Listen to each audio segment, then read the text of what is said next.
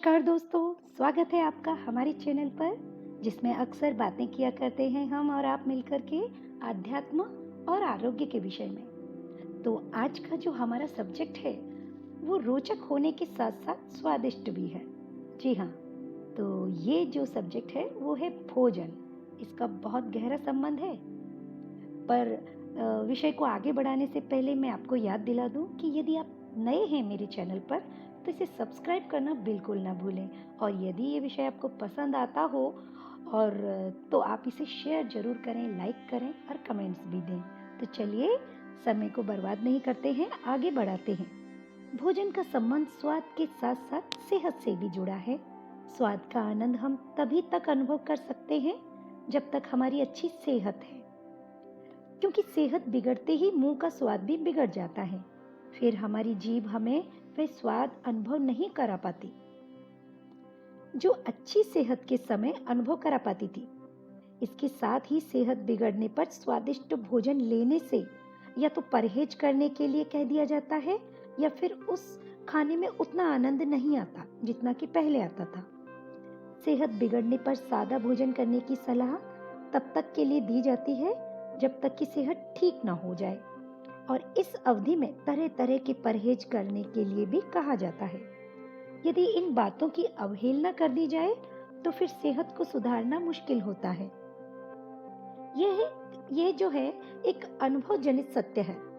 इसलिए लोग मन महसूस कर सेहत बिगड़ने पर सादा भोजन करते हैं ताकि सेहत और न बिगड़ने पाए और जल्दी सुधर जाए। सेहत को सुधारने के लिए सादा भोजन करने की सलाह दी जाती है, क्योंकि सादा भोजन करने से पेट इसे आसानी से पचा लेता है।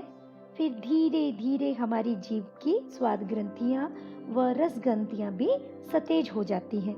विशेषज्ञों के अनुसार हमारी स्वाद इंद्रियों को यदि अस्वाद भोजन कराया जाए तो धीरे धीरे वे अस्वाद में भी स्वाद महसूस करने लगती हैं, क्योंकि इससे उनकी स्वाद ग्रहण की क्षमता बढ़ती है।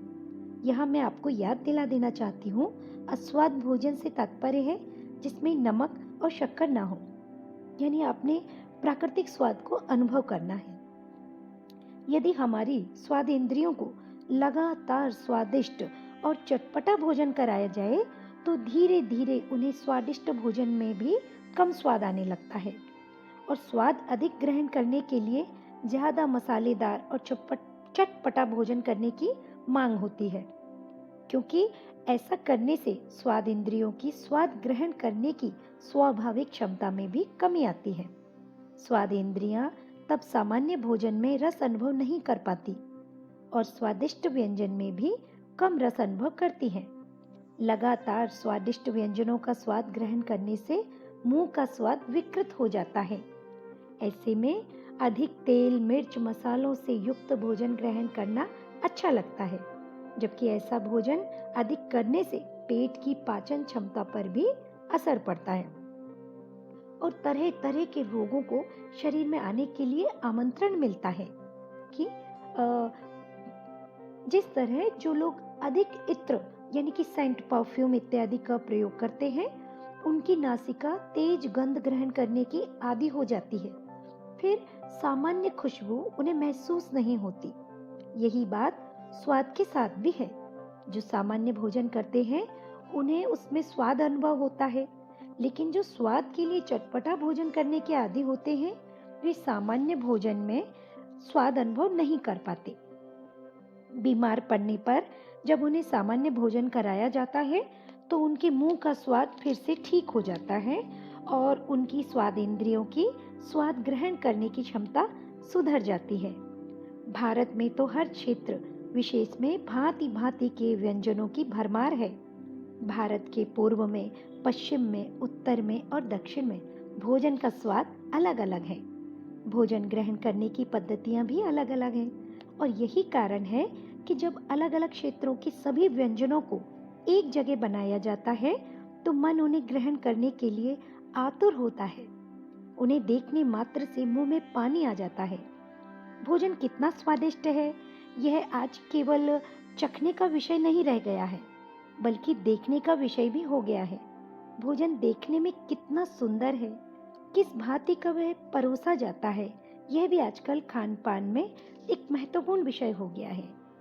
यदि स्वादिष्ट व्यंजन भी बेतरतीब ढंग से परोसा जाए या बेढंगे ढंग से परोसा जाए तो देखने से उसे ग्रहण करने की इच्छा नहीं होती। यदि सामान्य भोजन भी थाली में विशेष ढंग से सजाकर परोसा जाए, व्यवस्थित ढंग से दिया जाए तो उसे देखने और एक बार ग्रहण करने की इच्छा हो ही जाती है।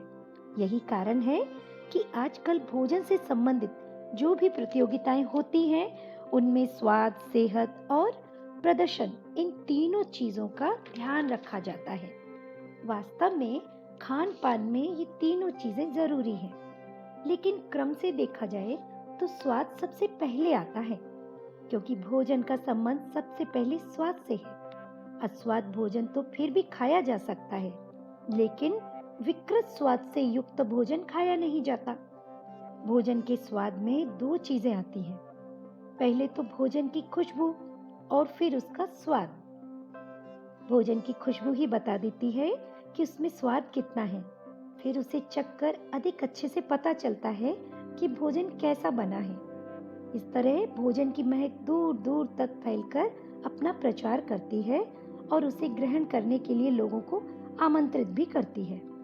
खान पान में स्वाद और खुशबू के साथ साथ सेहत भी जरूरी है, क्योंकि ऐसा स्वादिष्ट भोजन जो हमारी सेहत बिगाड़े उसे ग्रहण करना हमारे लिए अच्छा नहीं होता। ऐसा भोजन जो हमारी सेहत सुधारे हमारे लिए उत्तम होता है। यही कारण है कि सेहत सुधारने के लिए हम कड़वी गोलियां भी प्रसन्न मन से खा लेते हैं और कड़वे स्वाद वाली दवाइयां भी पीने से परहेज नहीं करते। भोजन का स्वाद, उसकी खुशबू और उससे जुड़ी सेहत के साथ साथ भोजन की सूरत भी उसकी खूबसूरती में चार चांद लगाती है और देखने वाले को अपनी ओर आकर्षित करती है। यही कारण है कि होटलों में भांति भांति के व्यंजनों को सजाकर रखा जाता है, सुंदर ढंग से परोस कर दिया जाता है, क्योंकि व्यंजनों को सुंदर ढंग से परोसना भी एक कला है। खान पान में खाने के साथ साथ पीने की कला भी जुड़ी है। जल तो हम पीते ही हैं, इसके साथ ही फलों के रस, शरबत, दूध, लस्सी आदि भी पिए जाते हैं। आजकल बाजार में पेय पदार्थों के कई तरह के विकल्प उपलब्ध हैं। फलों के जूस, शरबत, दूध, लस्सी, इनके उत्पाद आदि स्वास्थ्य के लिए हितकारी है, इसलिए पेय पदार्थों में इनका सेवन करना चाहिए। ये पेय पदार्थ न केवल स्वादिष्ट होते हैं, बल्कि पोषक तत्वों से भरपूर होने के कारण ये हमारी सेहत भी सुधारते हैं। इन्हें धीरे धीरे आराम से पीना चाहिए।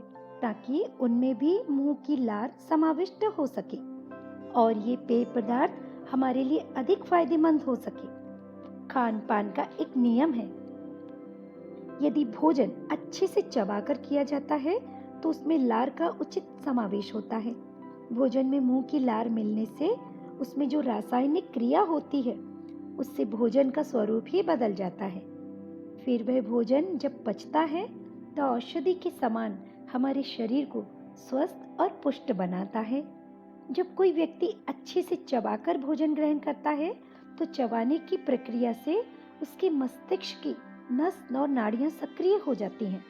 बार बार चबाने की क्रिया से उसे भोजन ग्रहण करने की संतुष्टि मिलती है और इससे भोजन का पाचन भी अच्छा होता है।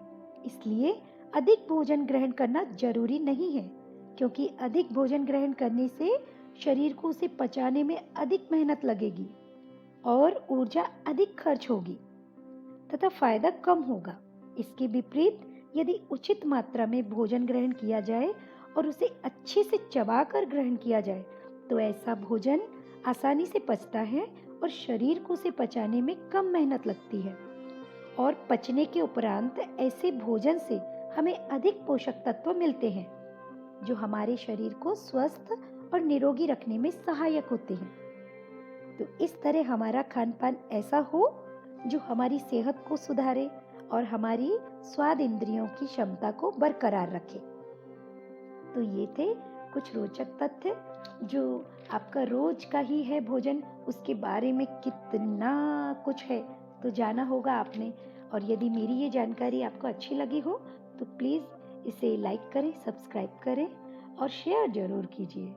ऐसे ही रोचक तथ्यों के साथ आगे भी मिलते रहेंगे। तब तक के लिए नमस्कार। Best of luck.